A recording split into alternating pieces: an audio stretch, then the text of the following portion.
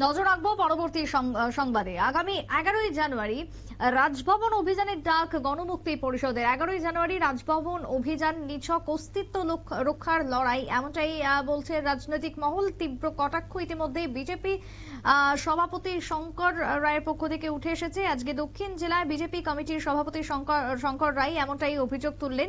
আগামী 11 তারিখ জেএমপির যে ডাক রয়েছে রাজভবন অভিযান এবং সিপিএম এর এটা একেবারেই অস্তিত্ব রক্ষার লড়াই, নট ফর জনজাতিদের স্বার্থের জন্য লড়াই, এমনটাই জানালেন দক্ষিণ জেলার বিজেপির সভাপতি শঙ্কর রায়। ঠিক কি অভিযোগ উঠে এসেছে আজকে বিলোনিয়া থেকে, শুনুন। কেন এই বিজেপি সরকার জনজাতিদের জন্য কোনো কিছু করছে না, তারা পিছিয়ে যাচ্ছে। এই যে জনজাতি শব্দটা, এটাও বিজেপি দেওয়া।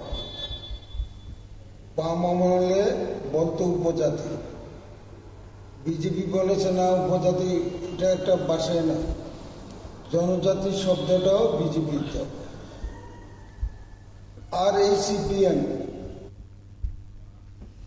আপনারা শুনলেন দক্ষিণ জেলা থেকে এই অভিযোগ। তবে ইতিমধ্যে সিপিএম বর্তমানে বেশ কিছু কর্মসূচিকে সামনে রেখে রয়েছে ময়দানে, কিন্তু সবটাই তাদের বর্তমানে অস্তিত্বে টিকে থাকার লড়াই, এমনটাই বলছে বিজেপি। পাল্টা অভিযোগ বিজেপির সরগরম রাজ্য রাজনীতি। ছোট্ট বিরতির পর ফিরছি, সঙ্গে থাকুন।